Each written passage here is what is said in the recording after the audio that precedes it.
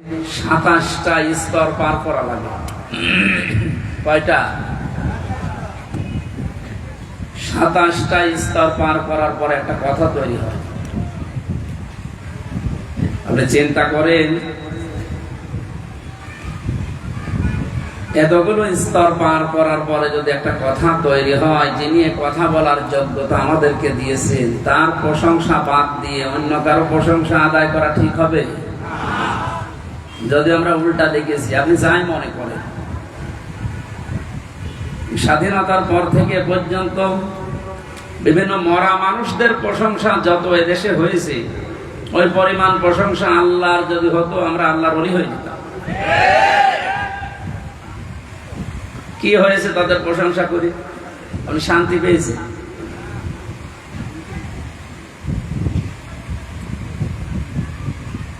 একজন বেদুইন এসেছিল, নবীজি বললেন, কি তোমার এই অবস্থা? কাঁধের উপর একটা ভাঙ্গা মূর্তি নিয়ে নাক ভাঙা। তোমার মূর্তির নাক ভাঙা কেন? লোকটা বলে, হে রাসূল, এটা আমার মূর্তি না, এটা আমার খোদা। সব সময় আমি সঙ্গে রাখি, না জানি কখন কোন বিপদে পড়ি। আজও আমার মনে হয় ১৫০০ বছর আগে এই লোকটা না বুঝে তার খোদাকে সঙ্গে রেখেছিল বিপদ থেকে বাঁচার জন্য। মানে ডিজিটাল যুগে অনেকে বুঝে শুনে খোদাকে উপরে রেখে দেয়। উপরে খোদা দেখবেন, নিচে খোদা হা করে আছে। সিস্টেম একই, শুধু নিয়মটা পাল্টিয়েছে। ও সাথে রাখতো, পকেটে রাখতো, আর উপরে রেখে হাত তুলে থাকে। আমি কি বেশি বললাম? এই যে এই খোদার সাথে রেখে কি আনন্দ পেলেন আপনি, কি উপকার হয়েছে? হ্যাঁ, সাময়িক কিছু উপকার হয়েছে, কারণ উপরে খোদা আছে, নিচে যদি খোদা এভাবে থাকে, মানুষ মনে করে না এই খোদার লোক। এ পর্যন্ত শেষ। এই পরিচয় দেওয়ার কি এখন সময় আছে? আর দিতে পারবেন? নবীজি বললেন, নাক ভেঙেছে কি করে? লোকটা বলে, ইয়া রাসূলুল্লাহ, যেখানে যায় একে নিয়ে যায় বিপদ থেকে বাঁচার জন্য, প্রাকৃতিক প্রয়োজন সারার জন্য আমি গেছি, কিন্তু এর তো আর টয়লেটে নিয়ে যাওয়া যায় না, খোদার মান থাকে। এখান থেকে বাস্তবতা হচ্ছে, যারা টাকার ভেতরে বিভিন্ন মানুষের ছবি দিয়ে সম্মান বাড়াতে চান, ওরে নিয়ে মানুষ যায় কোথায়? সম্মান বাড়ে? বিবেকের কাছে প্রশ্ন করেন, জিজ্ঞাসা করা লাগবে। একটা মুশরিক, এই লোকটাও তার খোদাকে টয়লেটে নিতে রাজি না, আর আপনি যাকে ওই রকম সম্মান দিয়ে রাখেন, তারে পকেটে করে সব জায়গায় নিয়ে যাচ্ছে। আপনি কথা বুঝে চিল্লাচ্ছেন তো নাকি আন্দাজে? আমি জানি আপনি বুঝতে ফেলেছেন। ঢাকার মানুষ খুব চালাক, এরা হা করলে হাসা দানায় হালসা বুঝে।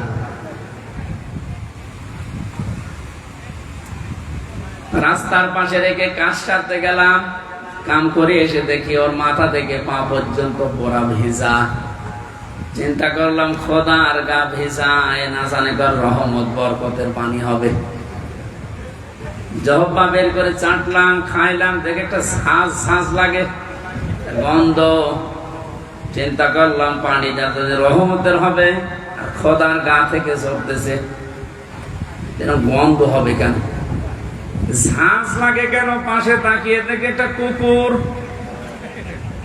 দাঁড়িয়ে আছে, ওর নিচ দিয়ে পানি টপকাচ্ছে। এবার বুঝলাম যে কোন রহমতের পানি। আমার মেজাজ গেল খারাপ হয়ে, এই খোদা না খোদা, নিজের এই কুকুরের প্রসাদ থেকে বাঁচাতে পারো না, আমারে রাগ হওয়ার পরে ওরে দিয়েছে একটা আষাঢ়, ওর নাক ভেঙে গেছে। নবীজি বললেন, আমার কাছে কেন আসলে? লোকটা বলেন, ইয়া রাসূলুল্লাহ, এদের অসারতা, এদের গল্প কাহিনী, এদের অজ্ঞতা, এদের মূর্খতা, এদের দুর্বলতা সব আজ আমার কাছে স্পষ্ট হয়ে গেছে। আমি আর এর কাছে কিছুই চাই না, একে নিতেও চাই না। আপনার তাওহীদের কাছে আমি ধরা দিতে এসেছি, আমারে আপনি পড়িয়ে দেন, লা ইলাহা ইল্লাল্লাহ মুহাম্মাদুর রাসূলুল্লাহ। আপনি শুধু হাদিসটা শুনে শেষ করে দিচ্ছেন না। আমার তো মনে হয় ১৫০০ বছর আগে লোকটা যা ঘটিয়েছে, এখন এই ডিজিটাল যুগে খাপের খাপ অনেকের জীবনে মিলিয়ে যাচ্ছে। যেই দেখেছি যে না এগুলো তো কল্প কাহিনী। আজকে আমি কোর্টে সারাদিন ছিলাম, আমার যতগুলো মামলা সব আজকে আদালত ডিসমিস করে দিয়েছে। আমার এখানে একটা প্রশ্ন ছিল আজকে, কিন্তু উনি করতে দেয়নি। আমাকে 3টা বছর আটকে রেখেছিলেন মাটির নিচে এবং জেলখানা মিলে। আমার প্রশ্ন হচ্ছে, আপনি আমাকে মামলা দিয়ে 3টা বছর আটক রাখলেন যে আমার অপরাধ আছে কিনা। 3 বছর পরে আজকে প্রমাণ হলো যে আমি নির্দোষ, কোনো অপরাধ নেই। আমার যত রকমের পরীক্ষা করার দরকার ছিল রিমান্ডে নিয়ে সব করেছে। এই মোবাইলটা আজকে দিয়েছে ওরা 3 বছর পর। এর মধ্যে যা ছিল ওরা সব কিছু দেখেছে। যে মামলা দিয়েছিল আনসার আল ইসলাম না কি জানো, আমি জীবনে জানি না। যত রকমের পরীক্ষা করেছে একটাও পাইনি। জজ আজকে হাসছিল যে মামলার বিচার করব কি দিয়ে, কোনো মাল নেই, যা ছুড়ে ফেলে দিল। আমি মনে করলাম জিজ্ঞাসা করি, মাননীয় আদালত, যে 3টা বছর আপনার কাছে তোমার মামলা ছিল, এতদিন আপনি কিছুই করেননি, আপনি কিন্তু জানতেন। আজকে যেমন ছুড়ে ফেলে দিচ্ছেন, হাসি তামাশা করছেন যে একটা মামলা হলো, 3 বছর জানতেন না। 30 থেকে 32 বার এই মামলাটাই আদালতে উঠেছিল, কিন্তু জামিন আপনি দেননি, বারবার ফেরত দিয়েছেন। আজকে কোন ইশারায়, কার ইশারায় দিয়েছেন আমি জানি না। তবে আমার প্রশ্ন, আমাকে যে 3টি বছর রাখলেন, আমি তো নিরপরাধ, আজকে প্রমাণ হইল যে কোনো দোষ নেই। যারা আমাকে বিনা দোষে কষ্ট দিয়েছে, আমিও তাদের ওই কষ্ট দিতে চাই।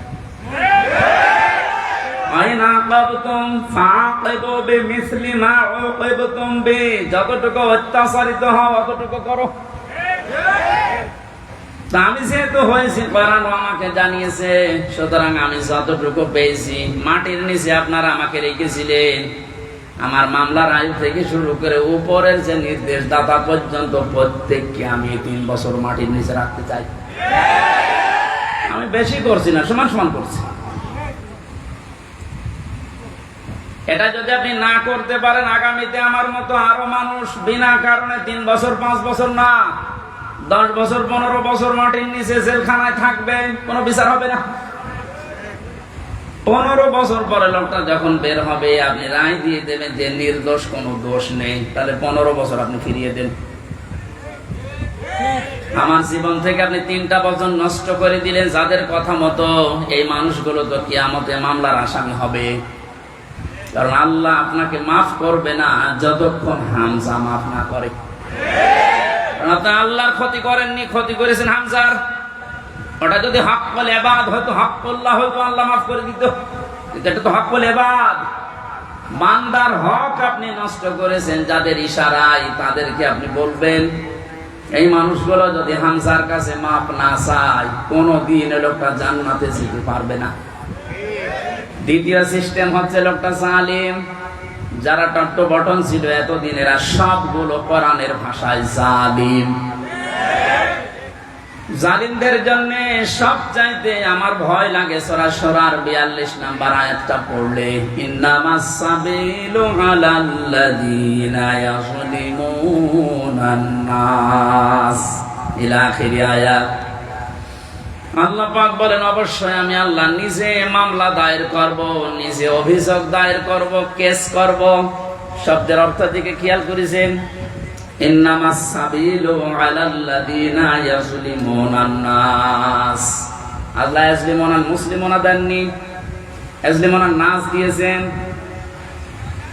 এটা মজারে বর্তমান ভবিষ্যৎ, প্রেজেন্ট ফিউচার 2টা কাল নিয়ে আল্লাহ শব্দ দিলেন কেন? কারণ এখন শুধু না, কিয়ামত পর্যন্ত এই আয়াতটা কোরআনে থাকবে না, 2 দিন পর নষ্ট হয়ে যাবে। মানুষ হয়ে যারা মানুষের উপরে জুলুম করে, অত্যাচার করে, এরা হামজার মামলার আসামি না। আমি মামলা দিলেও পারি, না দিলে মাফ করে দিলে হয়ে গেল, কিন্তু না, আল্লাহ পাক বলেন ওরা আমি আল্লাহর মামলার আসামি। আমার তো আয়াত পড়ার পরে বাংলাদেশের দিকে তাকিয়ে মনে হয় এদেশের অনেক মানুষ এখন অলরেডি আল্লাহর মামলার আসামি হয়ে গেছে।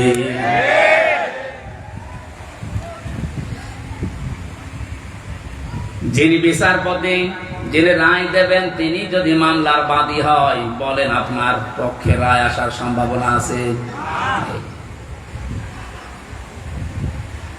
আমার পক্ষে তত বিচারপতি ছিল অনেকগুলো, সিএমএম কোর্টে, জজ কোর্টে, হাইকোর্টে পর্যন্ত, কিন্তু শুধু উপরের নির্দেশ পাইনি, এজন্য লিখে নাই।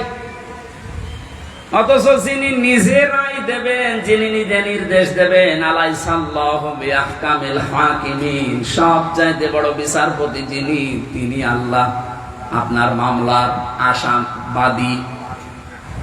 আমার ভয় লাগছে আমরা আবার আল্লাহর মামলার আসামি হয়ে যাচ্ছি না তো? ওয়ায়াবগুনা ফিল আরদি বিগাইরিল হক, অন্যায় ভাবে পৃথিবীতে বিদ্রোহ করে যারা বেড়ায়, এই দুই প্রকার মানুষ আল্লাহর মামলার আসামি। আর এই দুই প্রকার মানুষ এখন বাংলাদেশে বেশি।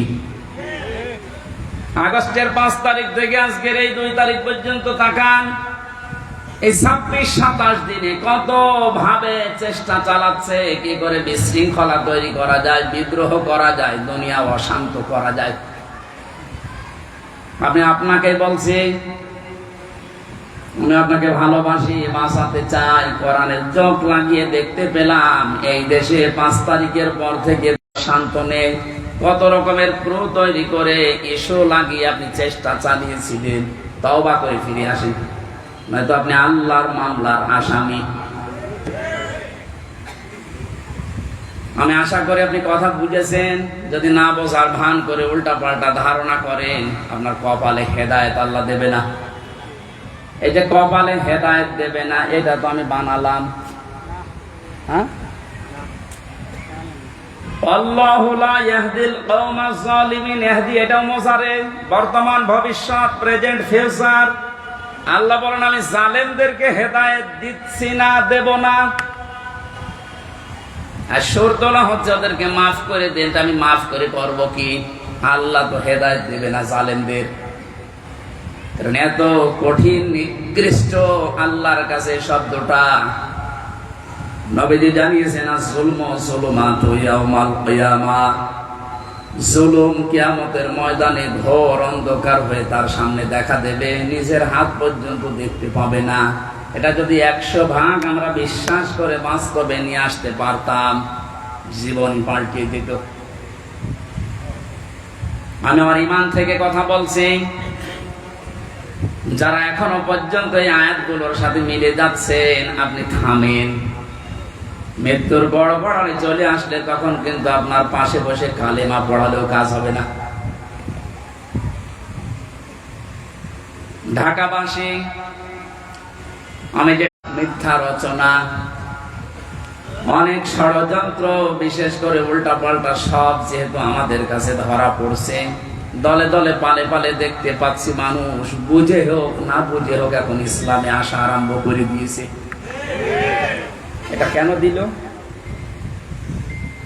কোরআনে কারীম জানিয়েছে, ইযা জাআ নাসরুল্লাহি ওয়াল ফাত ওয়া রাআইতান নাসা ইয়াদখুলুনা ফি দীনিল্লাহি আফওয়াজা।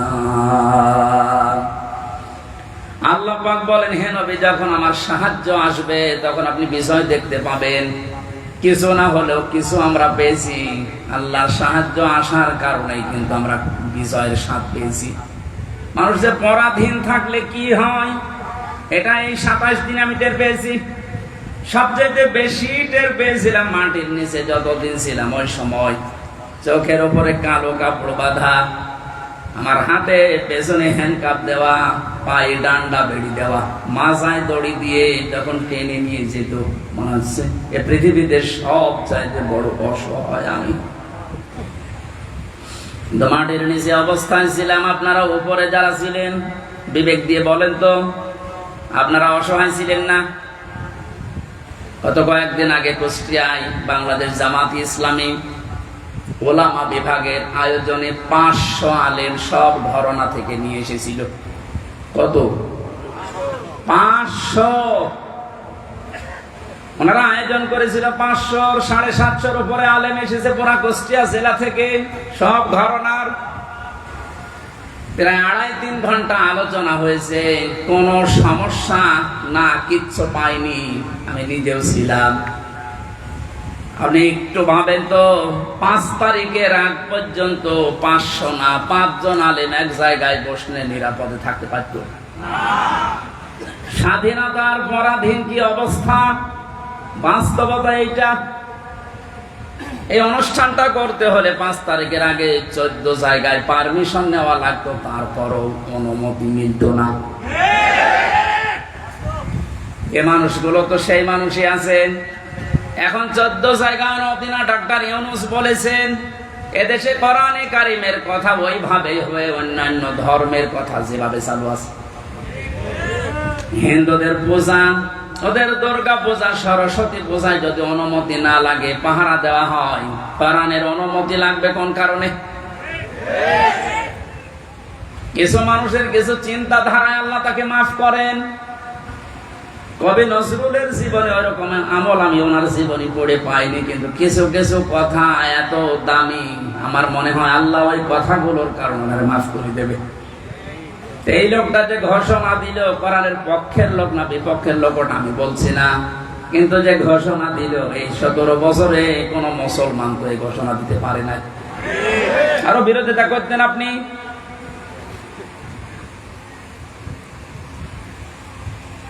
অন্যান্য ধর্মের অনুষ্ঠানে যদি অনুমতি না লাগে, মুসলমানদের কোরআন প্রচারে প্রসারে অনুমতি নেওয়া লাগবে। কোন কারণে? কোনো অনুমতি আজকে থেকে নেওয়া লাগবে না। যেখানে যতটুকু পারেন কোরআনের কথা ওই ফোর্সি বলবেন, যেটা আল্লাহ জানিয়েছে। ওনার পরের দিন এই দেশের ডিসিএফ এর প্রধান যিনি গোয়েন্দা বিভাগের আমারে কল দিয়েছিল, আমার মাহফিল ছিল ওই দিন গাইবান্ধা, আমারে ডাক দিয়ে বলছে, হুজুর কোরআনের কথা বলতে দেশে 56,000 বর্গ মাইলের কোন ইঞ্চিতে আর বাধা নেই। যে ফোর্সে আল্লাহ জানিয়েছে আপনি ওই ফোর্সে বলবেন। কেউ যদি কোন জায়গায় একটু শব্দ করে শুধু একটু জানাবেন, আমারে সেভ করে রাখবেন, ও ঠ্যাং ভেঙে ফেলবো। আমি বললাম, স্যার আপনি এতদিন কোথায় ছিলেন? আমি কেবল দায়িত্ব পেয়েছি। দুইটা কথা ওরা জানিয়েছে, যারা আয়োজন করে তাদেরকে আপনি বলবেন ওনারা যেন মহিলা প্যান্ডেলটা আলাদা করে, ওখানে পুরুষের যেন আনাগোনা না থাকে, আর ওনাদের যে আলাদা টয়লেট বা নামাজের ব্যবস্থা ওগুলো যেন ওয়ান টাইমের জন্য করা হয়। ভালো প্রস্তাব দিয়েছে। এটা যেহেতু রেকর্ড হচ্ছে, সারা বাংলাদেশে আমার প্রত্যেকটা জেলায় 2-3টা করে ওয়াজ নেওয়া আছে। এর মাধ্যমে সবাইকে জানাচ্ছি আমার এই স্যারের কথাটা মানা দরকার। কথাটা ভালো কথা না? পর্দা কিন্তু নফল না। পর্দা কি নফল? ফরজ। কেমন ফরজ? নামাজের মতো ফরজ। কিন্তু আজ অনেকে এটাকে গুরুত্ব এভাবে দিতে চায় না, নফলও মনে করে না। পর্দা যে একটা ফরজ, নফলও মনে করে না।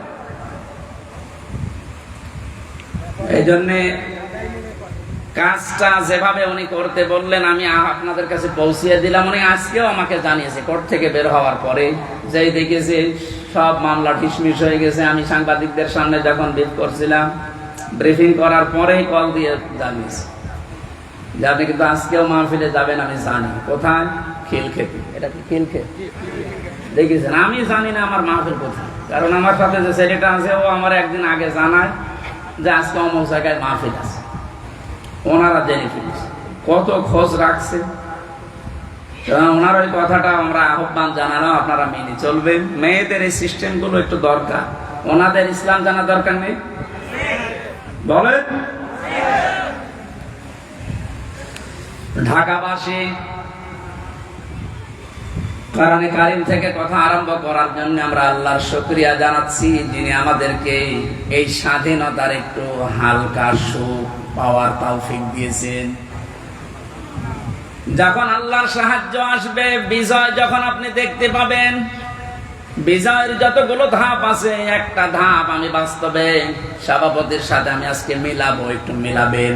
ওয়ারাইতান নাসা ইয়াদখুলুনা ফি দীনিল্লাহি আফওয়াজা। আল্লাহর সাহায্য আসলে আপনি বিজয় দেখতে পাবেন। বিজয়ের প্রথম ধাপ এটা, দলে দলে পালে পালে মানুষ দেখবেন ইসলামে প্রবেশ করছে। আপনি 27 দিনের জরিপটা একটু দেখেন। আগস্টের 5 তারিখের আগে আমি 4 তারিখে রাত্রে পেয়েছিলাম একটা জরিপ।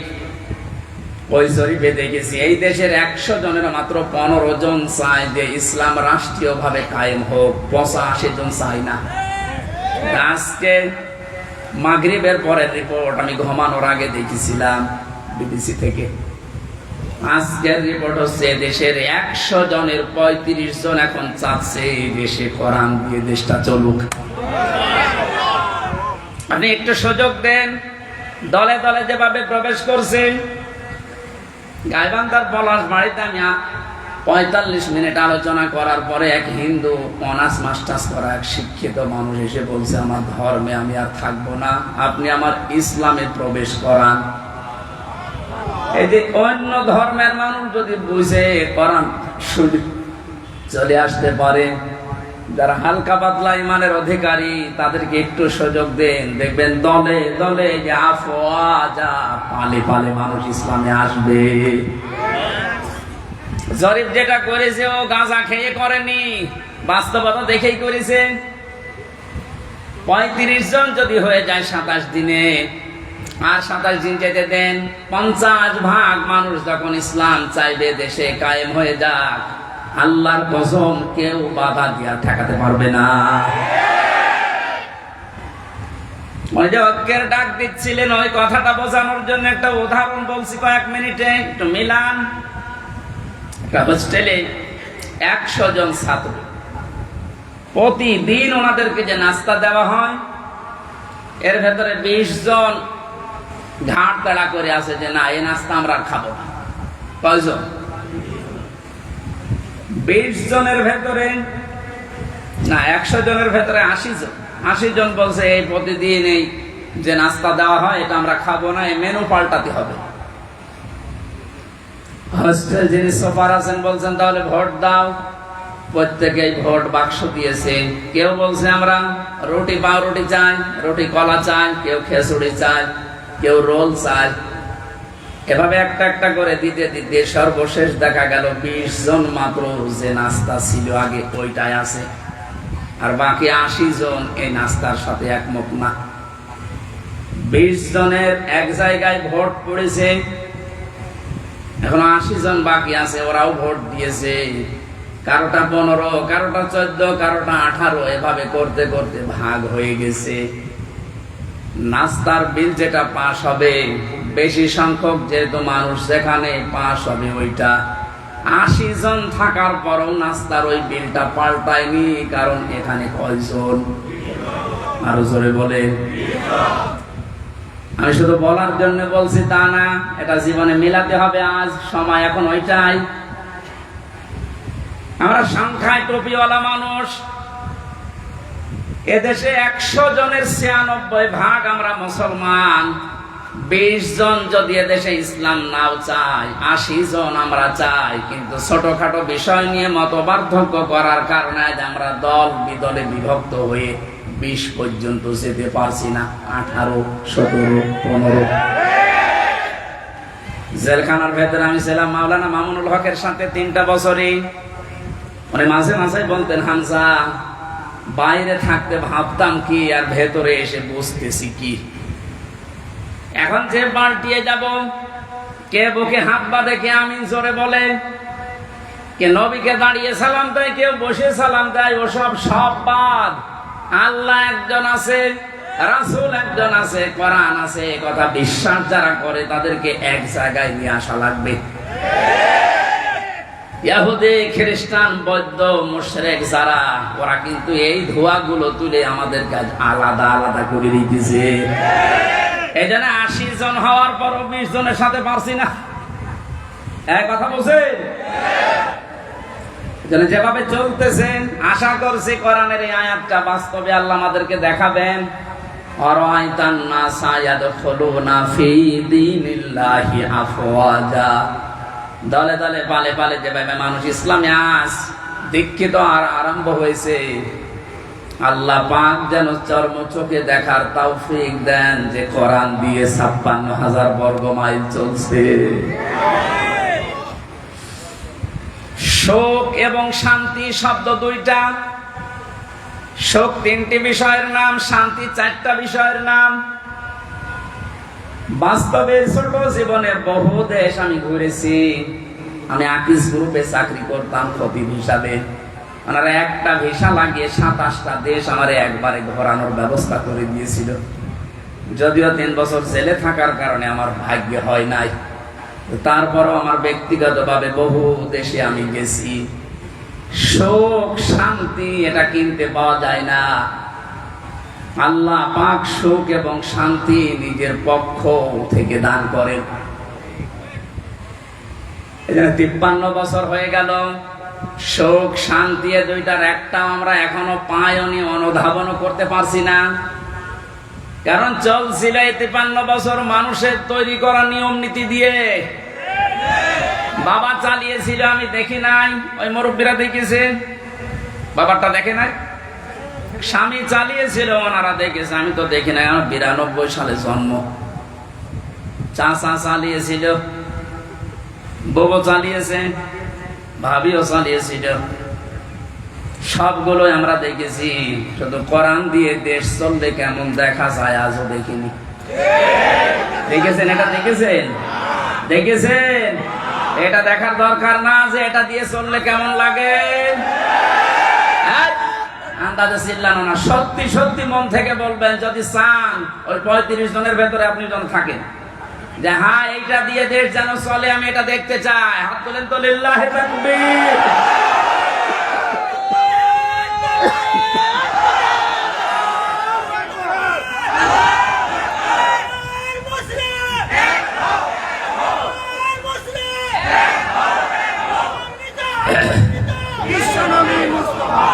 আলহামদুলিল্লাহ। দরুদ আর সালাম পড়ছে আমাদের নবী মুহাম্মদুর রাসূলুল্লাহ সাল্লাল্লাহু আলাইহি ওয়াসাল্লামের প্রতি। 7টা নামে আল্লাহ তাকে পড়া কোরআনে স্পেশাল ভাবে ডাক দিয়েছেন। কয়টা? 7টা। 1 নম্বরে নাম দিয়েছেন ইয়াসিন। ইয়া হরফে নেদা, ইয়া মানে হে, সিন মানে সাজ্জেদ। তাফসীরে কাবীর আল্লামা ফখরুদ্দিন রাজি রাহমাতুল্লাহ আলাইহি উনি ব্যাখ্যা করতে গিয়ে সিনের অর্থ দিয়েছেন 5টা। আমি গতানুগতিক কথা বলি না। যারা আছেন যদি হেদায়েতের নিয়তে কথা শোনেন, আমি আশা করছি কোরআন আপনাকে পথ দেখাবে।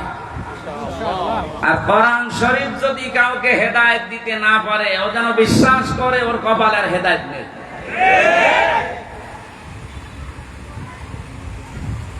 মানিত্তাবাআল হুদা বিগাইরিল কোরআন আদাল্লাহুল্লাহ। তিরমিজি শরীফের হাদিস। নবীজি বলেন, কোরআন বাদ দিয়ে যদি পৃথিবীর কোন জায়গায় কেউ ভালো হওয়ার নিয়তেও যায়, আল্লাহ নিজে দায়িত্ব নিয়ে তাকে গোমরাহ করে দেয়। ও ঢাকাবাসী শব্দের দিকে খেয়াল করেন, হুজুর আছে আদাল্লাহুল্লাহ বাবে ইফাল। নবী যদি দল্লা দিতেন তা অর্থ হয়ে যেত। দল্লা ইয়াদিল্লু না দিয়ে আদাল্লা ইয়াদিল্লু দিয়েছেন। দল্লা শব্দটার বাংলা অর্থ হচ্ছে আপনি নিজেই নিজেকে খারাপ বানিয়ে ফেলেছেন। আর আদাল্লা মানে আল্লাহ নিজে দায়িত্ব নিয়ে আপনাকে নিজে খারাপ বানিয়ে দিয়েছে। এই কথাটার অর্থ কি? কোরআন যেখানে নেই ওই জায়গায় যদি কেউ ভালো হওয়ার নিয়তেও যায়, ওকে খারাপ বানাবে হামজা কে? বলেন বলেন।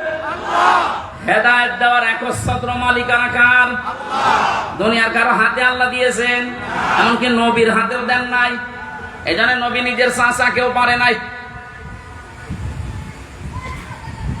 এই হাদিস দ্বারা বোঝা যায় কোরআন যেখানে নেই ওই জায়গায় যদি আপনার নিয়ত ভালো থাকে, আল্লাহ কিন্তু আপনাকে ছাড়বে না। আপনি গেলেন কেন?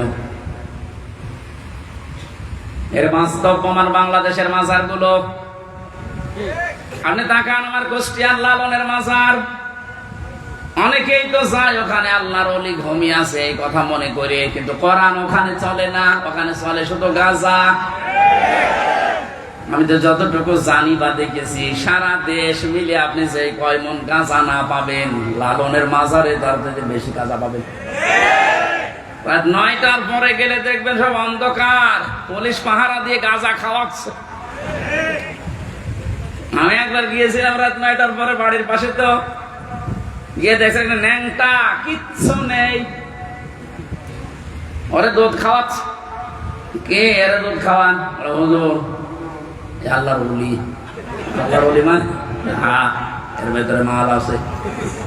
মাল আছে সেটা তো দেখা যাচ্ছে। নতুন কোন মাল দেখাও, এ মাল তো সবাই আছে। খালি বিচারপতি মানিকেরটা নেই, ওটা উড়ে গেছে। ওনাকে বলেছে যে আমার বিসি নিল কে, এখন বেশি বুঝতে পারছে না। ইসলামের যে ক্ষতি করেছে এই লোকটা, আলেমদের যে দুশ্মন ছিল, আল্লাহ আমার মনে হয় সরাসরি হাত দিয়ে দেখিয়েছে। আমার জীবনের সব যে আল্লাহ যদি পৃথিবীতে আর কিচ্ছু না দেখায়, কোনো আফসোস আমার জীবনে নেই। আল্লাহ বলে যে ধরা ধরে দিছে। এই কথা বলছেন?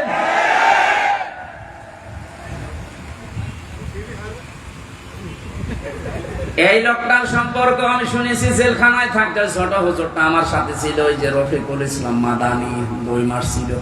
আমার বলছে হামজা ভাই, আমার প্রথমে রিমান্ডে নিয়ে রাত 12:30টার দিকে নিয়ে গেছে হাতির ঝিলে। ওরা উলঙ্গ করেছে আমারে, আমি তো এমনি ছোট মানুষ, আমার জিনিসপত্র ছোট, আসলে ছোট। আমারে নিয়ে পুরা উলঙ্গ করে একটা সিগারেট হাতে ধরিয়ে দিল। অন্ধ উলঙ্গ মেয়ে লোক কোন জায়গা থেকে যেন নিয়ে আসলো, রাস্তার 2 পাশে ব্যারিকেড দিয়ে বন্ধ করা। এটা কোরআন শরীফ আমার সামনে, একেবারে সত্য বলছি। আমাকে যা বলেছে ওই ফাঁসির কয়েদখানায় তাই বলছি। অর্ধ উলঙ্গ মেয়ে লোকটা আমার পাশে দাঁড় করিয়ে ছবি তুলছে আর বলছে এটা সকালে ছেড়ে দেব, দেশের মানুষ বুঝবে যে হুজুর কেমন। এত অসহায় লাগছিল ওই সময়। আমি তো এমনিতে ওদের সাইজে চাইতে একেবারেই ছোট, আর মেয়েটা আমার ওর কাঁধ পর্যন্ত আমি অর্ধ উলঙ্গ, কোথা থেকে যেন ভাড়া করে নিয়ে এসেছে। আমার হাতে সিগারেট দিয়ে যেটার গন্ধ শুকলে আমার বমি আসে, ওইটা ধরিয়ে নিজে 2 টান দিয়ে আমার কাছে দিয়ে বলছে এভাবে ধরে থাক, অস্ত্র তাক করা আছে, কিচ্ছু করার নেই। ছবি তুলছে, এটা ছেড়ে দেব সকালে। আমি যেহেতু মজলুম আর বিশ্বাস করি মজলুমের দোয়া কবুল হয়, ইত্তাকি দাওয়াতাল মাজলুম। নবীজি বলেন দুনিয়াতে আর যাই করো মজলুমের বরদোয়া থেকে নিজেকে বাঁচিয়ে রেখো। ফাইন্নাহা লাইসা বাইনাহু ওয়া বাইনাল্লাহি হিজাব, কারণ মজলুমের মাঝে আর আল্লাহর মাঝে কোনো পর্দা থাকে না। ওই হাতির ঝিলের ওই পানির পাশে দাঁড়িয়ে আল্লাহর কাছে বলেছিলাম, মাবুদ যে অবস্থা করছে আমার তো কিচ্ছু করার নেই, তুমি দেখতে পাচ্ছ। এক এসআই কে ডাক দিয়ে বললাম, ভাই আপনারা যা করছেন আমার সাথে, একে হারুন স্যার জানে না? মানে উনি তো করাচ্ছে। যাই বলেছে উনি করাচ্ছে, কারণ রিমান্ডে উনি তো মাঝে মাঝে এসে আমার প্রশ্ন করতো, তখন কি ফেরেশতার মতো কথা বলতো, অথচ ভেতরে ভেতরে ওই এত খারাপ অবস্থা আমার করলো। আল্লাহ তুমি সব দেখেছো, আমার যেভাবে ওরা অপমান করেছে ওকেও এইভাবে করো। আমার মনে হয় আল্লাহ কারেন্টের মতো ওর দোয়া কবুল করেছেন। দেখেছেন না, ও এখন 3 ইঞ্চি। কয় ইঞ্চি?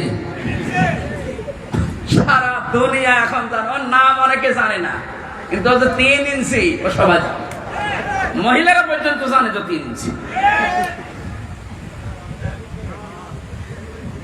ছোট হুজুরের দোয়াটা একেবারে মাসলুম, যেহেতু আল্লাহ কবুল করে দুনিয়ায় দেখিয়েছে, পরবর্তী কি করবে সেটা আল্লাহ ভালো জানে।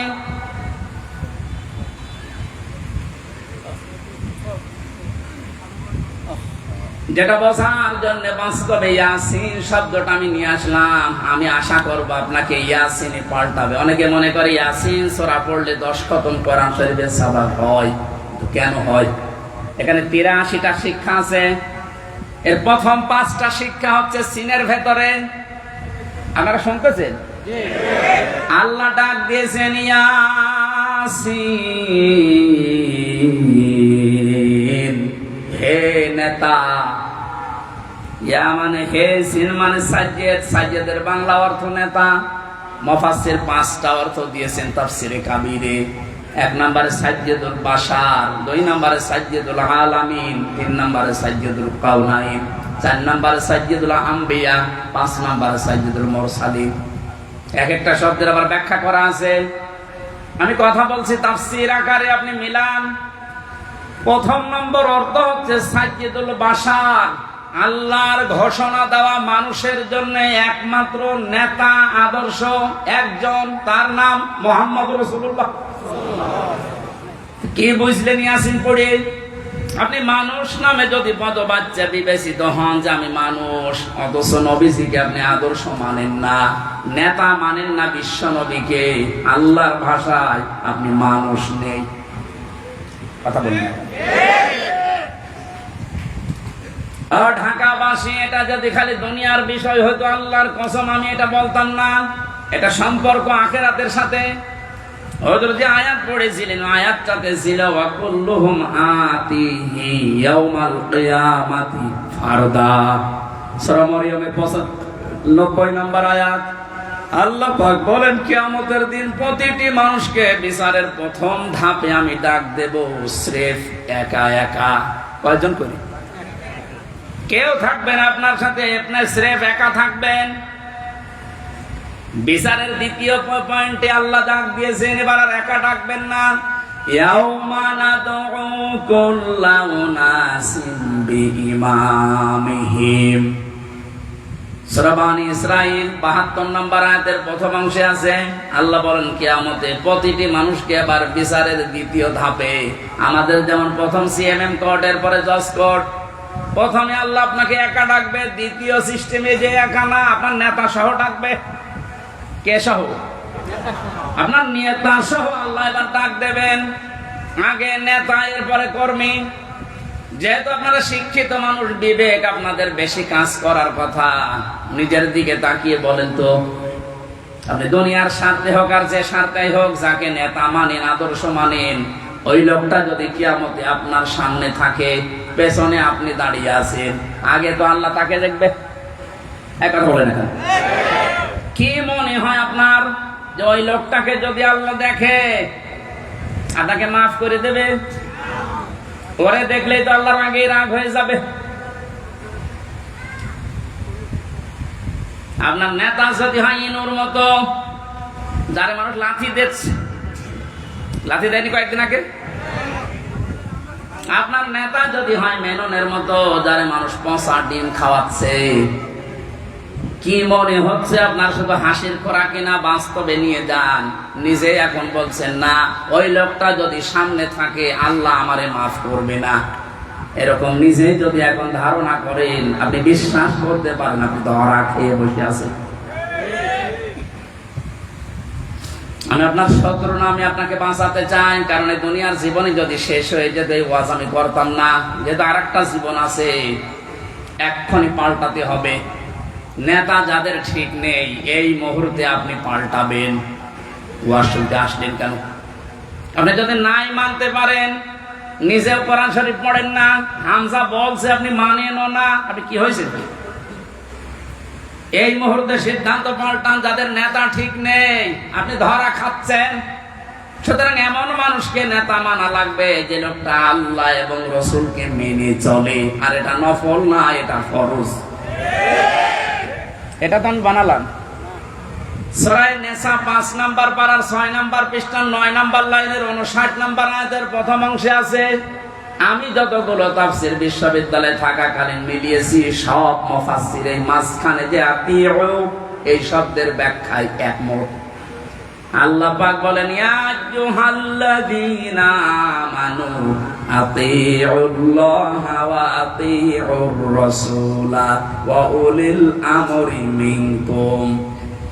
ওহে যারা ঈমানের দাবি করো তাদেরকে বলছি, আমি আল্লাহর আনুগত্য করো, আমার রাসূলের ইতাআত করো, আনুগত্য করো। এই দুইটা জায়গার আগে দেখবেন আতিউ এই ফেল আছে, ভার্ব, এটা ক্রিয়া। এটা আল্লাহ নবীজির নামে আর নিজের নামে রেখেছেন, কিন্তু উলিল আমরি মিনকুম এর আগে আতিউ দেননি। সব মুফাসসির একমত, আল্লাহ রাসূলকে মানতে হবে, কোনো প্রশ্ন করা যাবে না। কথা বলবে না কেন?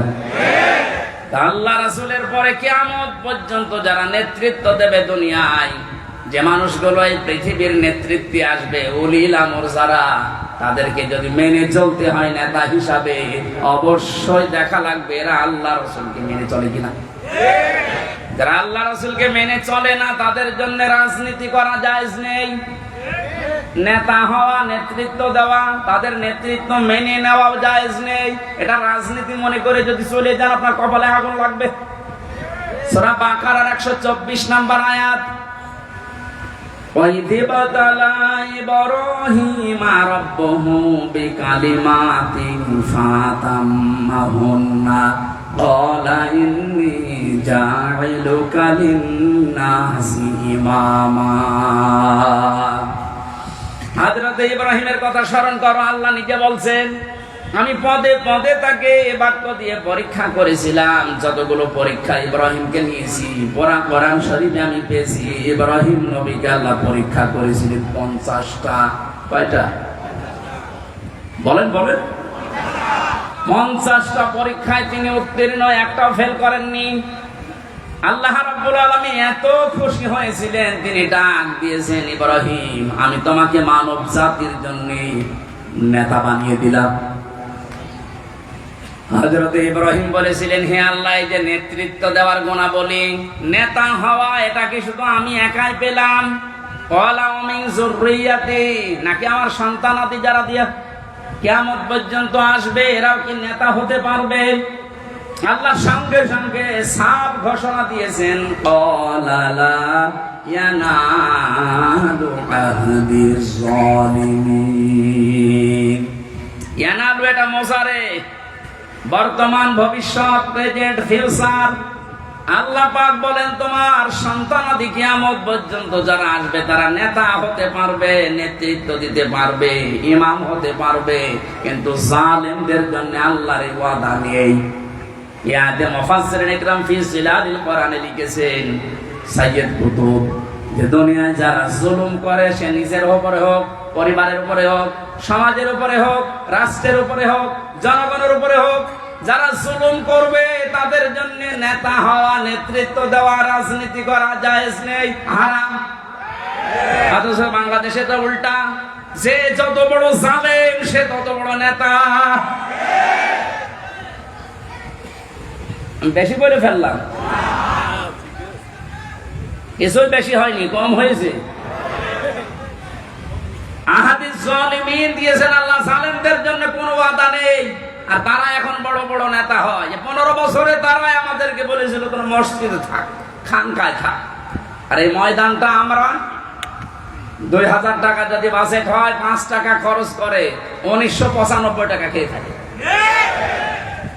এক একটা প্রকল্পের জন্য 3 বার, 5 বার, 7 বার, 10 বার, 11 বার করে বাজেট হয়।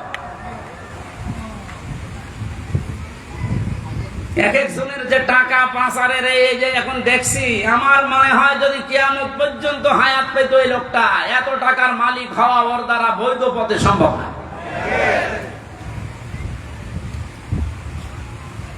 যেন ইয়াসিন শুধু পড়লে 10 খতম কোরআনের সওয়াব হয়, তা আপনি তো মানবে। ইয়াসিনের প্রথমটাই তো মানেন না। এই নেতৃত্বের কথা বললেই বলে রাজনীতি। আরে ভাই, রাজনীতি মানে রাজনীতি এটা কোরআনের পাঠ না। 903 জায়গায় আছে রাজনৈতিক কথা, ডাইরেক্ট ইনডাইরেক্ট মিলে। আপনি সেইটাকে অস্বীকার করে না বোঝার ভান করে চলে যাবেন, আর আল্লাহ আপনাকে ছেড়ে দেবেন। আশা করছি আপনার আদর্শ ঠিক করবেন। আর এক্ষুনি মোক্ষম সময়। এরপরও যদি কেউ না বোঝার ভান করে থাকেন, আসেন এদিকে, আপনাকে ছড়ি কোদাল দিয়ে বোঝাচ্ছে। বুখারী শরীফ দিয়ে, কোরআন শরীফ দিয়ে হবে না, ওরে দিয়া লাগে বাকারি শরীফ। আমি আসিন, এরা তো ব্যাখ্যা শেষ করতে পারবো না। নির্ধারিত আমরা আয়াত পড়েছিলাম 8, 9, 10, 3টা আয়াত পড়েছি সূরা মাআরিজ থেকে। কয়টা? এখানে আল্লাহ কিছু দৃশ্যের কথা দিয়েছেন, কিয়ামতের ভয়াবহতা, সে প্রথম থেকে এ পর্যন্ত। যে কিয়ামত যখন সংগঠিত হবে, এইরকম পাহাড় উড়ে যাবে, সব ধ্বংস করবেন আল্লাহ তাআলা। একথা বলতে বলতে এই কঠিন মুহূর্ত যখন তৈরি হবে, এই মুহূর্তে মানুষের অবস্থা কি হবে, আজকের আলোচনার বিষয়। এজন্য আমি মিলিয়েছি মুক্তিপণ। এটা বানিয়েছিলাম জেলখানায় থাকতে। জনাব এটিএম আজহারুল ইসলাম, নাম শোনেননি? এই লোকটা এখনো পর্যন্ত জেলে আছে। উনি একদিন একটা বই পাঠিয়েছিল, মুক্তিপণ, লেখক সৌদি আরবের। উনি বলছে, হামজা এটা পড়বা, জনগণের সামনে কথা বলো, মানুষ যেন পরিবর্তন হয়, এটা অনেক ভূমিকা পালন করবে। আমি পুরাটা 2-3 বার এই 3 বছরে শেষ করেছিলাম। দেখলাম যে হ্যাঁ, পরিবর্তন হওয়ার যদি মন থাকে, এই মুক্তিপণ এই শব্দটা মানুষের ভেতরে ঢোকাতে পারলে মানুষ আসবে ফিরে। আল্লাহ কিয়ামতের একটা বিশাল কঠিন ভয়াবহ দৃশ্যের কথা নিয়ে আসতে গিয়ে এই জায়গায় আমাদের কাছে এসে থামলেন। একটা মিলাবেন নিজের সাথে। এবার আল্লাহ রাব্বুল আলামিন বলেন, ওয়ালা ইয়াসআলু হামিমুন হামিমান ইউবাসসারুনাহুম। সেদিন শহীদের পরিচয় দেবে না। এই যে হামিমুন মানে অন্তরঙ্গ বন্ধু, শহীদ বলা হয়। একে অন্যের যখন দৃষ্টিগোচর করা হবে, একে অন্যের সামনে যখন নিয়ে আসা হবে, কেউ কারো পরিচয় দিতে চাইবে না। রব্বুল আলামিন বলেন, এই লোকটা কি করবে? হে নবী আপনি জানেন, ইয়াবাদুল মুজরিমু লাউ ইয়াফতাদি মিন আযাবি ইয়াউমিদিন বিবানি। এই লোকটা মুক্তিপণ হিসাবে নিজের সন্তানকে প্রথমে আল্লাহর কাছে বলবে, আল্লাহ এটা দিয়ে দিলাম, আমার এই ছেলে মেয়ে দিয়ে দিলাম, আপনি আমাকে বাঁচান আজকে। আমি আজটা পড়ার পরে মিলিয়েছিলাম আমার ফারিহার সাথে। আমার ছোট মেয়েটা আমি জেলখানায় যাওয়ার আগে 1 বছর বয়স ছিল, এখন ওর বয়স 4 বছর। ওর কথা যখন মাঝে মাঝে মনে হতো, আমি একটার সাথে মিলাতাম যে বিবানি, আল্লাহ কিয়ামতের দিন সন্তান মানুষ দিতে চাইবে মুক্তিপণ হিসাবে। তো এটা তো আমার সাথে মিলছে না। আমি আয়না ঘর থেকে শুরু করে ডিবি অফিসে এই মাটির নিচে গুম হওয়া থেকে শুরু করে জেলখানার এই ফাঁসির কন্ডেম সেলে থেকে বিচ্ছিন্ন ছিলাম, যোগাযোগ কষ্ট পেয়েছি। কিন্তু আমার মেয়েটাকে আমি যে ভালোবাসি এখনো পর্যন্ত, আল্লাহ রসুলের পরে পৃথিবীতে সবচাইতে বেশি ভালোবাসি এখনো আমার ওই ছোট মেয়েটাকে। আল্লাহ নিজে তৈরি করে দিয়েছে। অথচ আল্লাহ বলছেন, ফারিহাকেও কিয়ামতে হামজা তুই বলবে যে এটাও দিয়ে দিলাম, আমারে বাঁচাও। এটা আমার বিশ্বাস হচ্ছে না যে না, এটা হবে না, এটা হওয়া কথা না। আল্লাহ বলেন, শুধু ফারিহাকে না, ওয়াসাহিবাতিহি ওয়া আখি, মানুষ তার স্ত্রী এবং তার ভাইকে পর্যন্ত মুক্তিপণ দিতে চাইবে। শুধু স্ত্রী আর ভাই না, নিজের জ্ঞাতি গোষ্ঠী যারা তাকে আশ্রয় দিত, প্রশ্রয় দিত, সামাজিক ভাবে, রাজনৈতিক ভাবে, পারিবারিক ভাবে, গোষ্ঠীগত ভাবে যারা তাকে বিপদে পড়লে আশ্রয় দিত, এদেরকেও বলবে আল্লাহ এদেরও দিয়ে দিলাম। এটা আজকে আমি মেলালাম হাজী সেলিমের সাথে। যেভাবে গালিগালাজ করছিল কোর্টে তোলার সময়, কত টাকার মালিক আপনি বলেন তো হাজী সেলিম। অথচ যে গাল আজকে খেয়েছে, যে ডিম খেয়েছে, তাও এতগুলো প্রশাসনের মানুষ পাহারা দেওয়ার পরেও ও আজকে হাউ মাউ করে কাঁদছিল ইজলাসে দাঁড়িয়ে। অত মনের ভেতরে এইটা আসছিল, কি করলাম, যা দুনিয়ায় আছে সব আজকে দিয়ে বলো, জজ সাহেব আপনি আমারে শুধু মুক্তি দিয়ে দেন। ওরে কান্নার ভেতরে এই আওয়াজই ভেসে আসছিল। জামিন নামঞ্জুর করে জেলে পাঠিয়েছে। আল্লাহ বলেন, জ্ঞাতি গোষ্ঠী ও ফাসইলাতি হিল্লাতি তবে, এই ফাসইলাতির শব্দের ভেতরে 3টা বিষয় আছে ইবনে কাসিরে। তো উভয়ের ভেতরে 2টা অর্থ আছে। আল্লাহ পাক বলেন, পৃথিবীতে ও আপন মনে করে যে মানুষগুলোর যার কাছে যেত, যারা আশ্রয় দেবে বলে বিশ্বাস করত, এই মানুষগুলোকেও কিয়ামতে বলবে আল্লাহ জ্ঞাতি গোষ্ঠী দলের লোক সব নেতা খেতা দিয়ে দিলাম, আমাকে তুমি একটু মুক্তি দাও। আল্লাহ বলেন, এতটুকু না, আরেকটা আছে, ওমান ফিল আরদি জামিআ,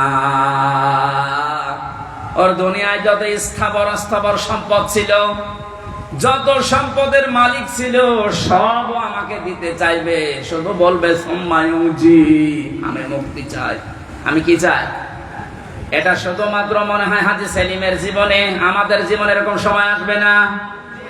এক কথা বলেন, প্রত্যেকের জীবনে অপেক্ষা করছে। আমি আমার ফারিহাকে, আমার স্ত্রী তামান্নাকে, আমার ভাই নেই, আমার বোন আছে রুনাকে, আমার জ্ঞাতি গোষ্ঠীর 100 জনের 98 জন আওয়ামী লীগ করতো, এখন পুরা পাল্টিয়ে গেছে। এখন বলছে আমরা কিছু করি না। এই পর্যন্ত না, আমার যত সম্পদ আল্লাহ দিয়েছেন, আমার বাবা আর আমার সব, আমি একটা একটা করে আল্লাহকে আমি দিতে চাইবো। শুধু বলবো, আল্লাহ তুমি আজকের এই কঠিন দিন থেকে আমারে বাঁচাও। আল্লাহ দিনের পরিচয়টা একটু দিয়েছেন কোরআনে, ফাকাইফা তাত্তাকুনা ইন কাফারতুম ইয়াওমা ইয়াজআলুল ওয়ালদানা শিবা। হে নবী, কিয়ামত আমি কেমন ভাবে বানাবো জানেন? যুবক মানুষ কিয়ামতের দৃশ্য দেখে বিদ্ধ হয়ে যাবে। ঢাকাবাসী একটা মানুষ বুড়ো হয়ে যায় কখন?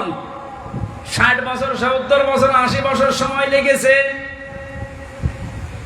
কিন্তু এমন দৃশ্য সালসালা আল্লাহ নিজে বলছেন আমি বানাবো। আমার মতো হামজা 32 বছর বয়স, সঙ্গে সঙ্গে সেকেন্ডের ভেতরে বুড়ো হয়ে যাব।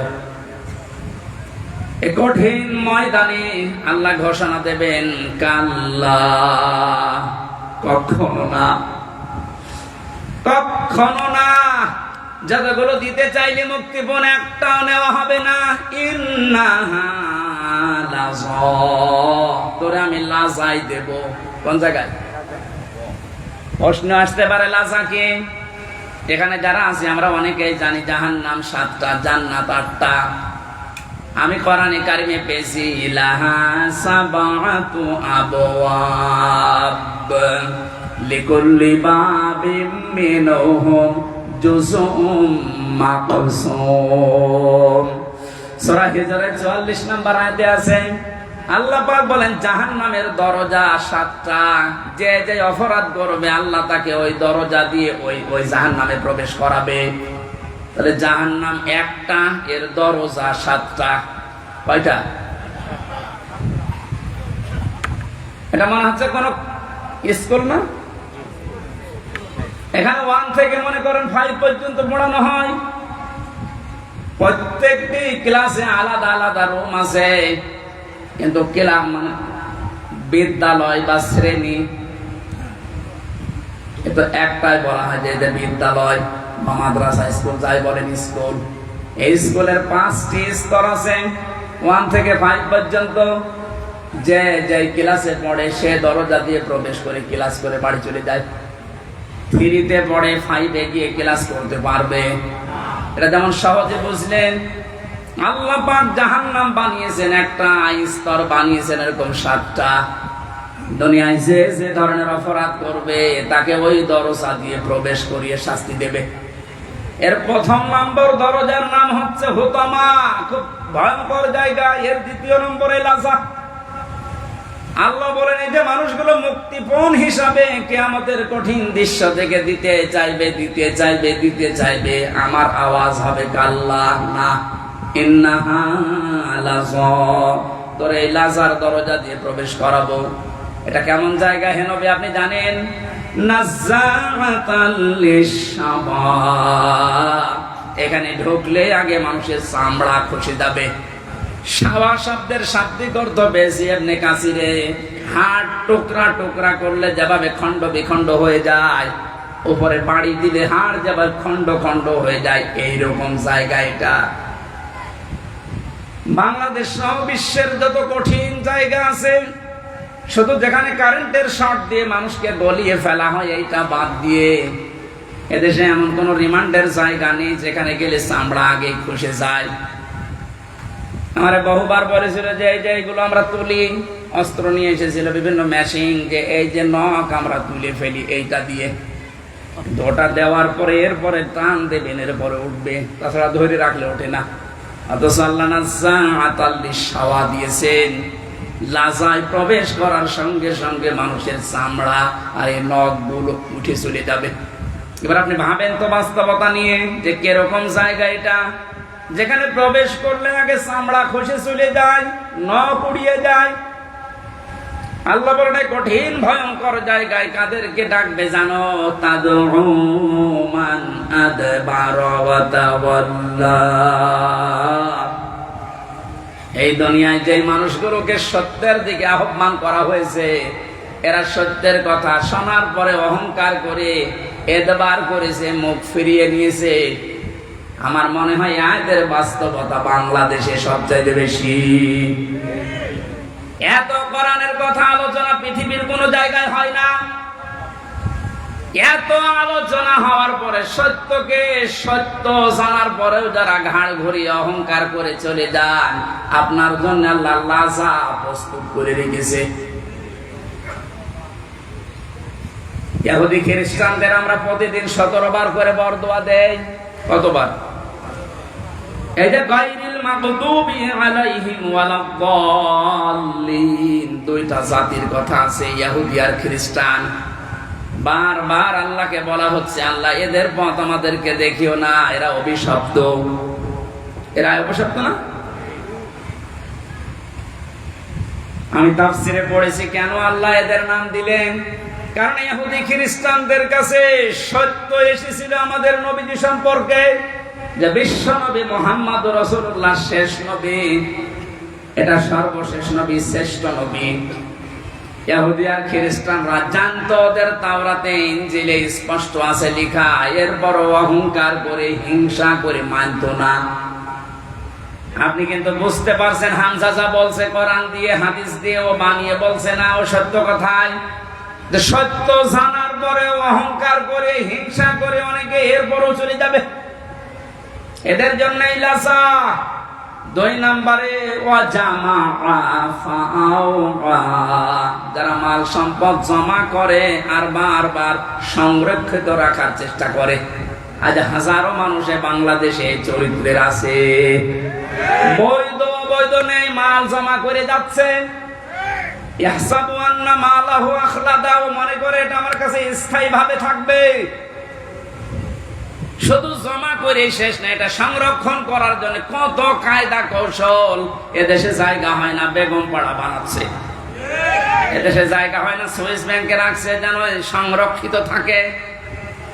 সম্পদ উপার্জন করা নিষেধ না, বৈধ পথ বাদ দিয়ে যারা অবৈধ পরে উপার্জন করার পরে এগুলো যারা সংরক্ষণ করার চেষ্টায় আছেন হক আদায় না করে, তার মানে যাকাত দেওয়ার হক ছিল আপনি দেননি, দান সাদাকা করার অর্থ ছিল আপনি করেননি। বৈধ বৈধ না ভেবে শুধু জমা করা, এভাবে যারা জমা করে গিয়েছেন আর সংরক্ষিত রাখার জন্য চেষ্টা চালিয়েছেন, আপনার জন্য লাজা। আমাকে সহ যারাই শুনলাম, আল্লাহ তুমি লাজা থেকে আমাদেরকে বাঁচাও, বলেন আমিন। বাংলার মুসলমানেরা, পৃথিবীর জমিনটা আপনি যদি বদ্ধ জায়গায় কিছুদিন থাকেন, আপনার কাছে স্পষ্ট ধারণা চলে আসবে মাটির নিচে সরকার আমাদেরকে দিয়ে লস হয়নি, আমার কষ্ট হয়েছে, লস হয়নি। দুনিয়ার জীবনটা আগে যে দৃষ্টিতে দেখতাম, পুরা দৃষ্টি আমার পাল্টিয়ে গেছে। আল্লাহ তাআলা বলেন, আমাল হায়াতুদ দুনিয়া ইল্লা মাতাউল গুরুর, পৃথিবীর জমিনটা ধোঁকা। বাস্তবে এখন দেখছি ঠিক 100% আসলে ধোঁকা। আপনার মা বাবা ধোঁকা, স্ত্রী ধোঁকা, সন্তানাদি ধোঁকা, আপনার নেতা খেতা দলের লোক সব ধোঁকা। মনে করছেন না মা বাবার সম্পর্কে কথা বললো কেন? ধোঁকা। আপনি বাস্তবে নিয়ে যান, দেখবেন।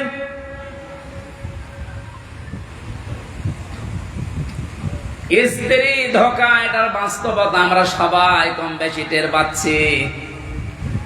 আপনি যদি একটু শ্বশুর শাশুড়িকে অপমান করার চেষ্টা করেন, আপনার আপন বউ আপনার পর হয়ে যাবে। শ্বশুর শাশুড়ি বাদ দিলাম, স্ত্রীর ভাইকে অপমান করে একটা কথা বলেন, যত সুন্দর স্ত্রীর ব্যবহার হোক, সেকেন্ডে পাঠিয়ে যাবে। দুনিয়ার সব কিছু যখন ধোঁকা বলে আল্লাহ ঘোষণা দিয়েছেন, আমরা এই ধোঁকার পেছনে পড়ে থেকে আমাদের বিশাল আখিরাত আমরা যেন নষ্ট করি না ফেলি। আমি সহ যারা এসেছি, আল্লাহ তুমি আমাদেরকে ইখলাসের সাথে এগুলো মেনে চলার তৌফিক দাও, বলেন আমিন। বারাকাল্লাহু লানা ওয়া লাকুম ফিল কুরআনিল আযীম। অনেক রাত হয়ে গেছে। আমি মালয়েশিয়া ছিলাম কয়েকদিন আগে।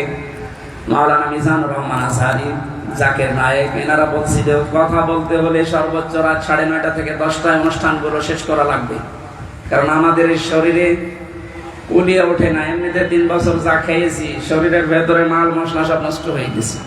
এবার স্বাভাবিক কথা আমার সময় লাগবে। আমি জেলখানায় মেয়েদের পারিবারিক জীবন নিয়ে, যেহেতু ওখানে 100 জনের 70 জন এই পারিবারিক মামলার আসামি, এগুলো লিখেছিলাম, লিখে একটা বই করেছি। বইটা গাড়ি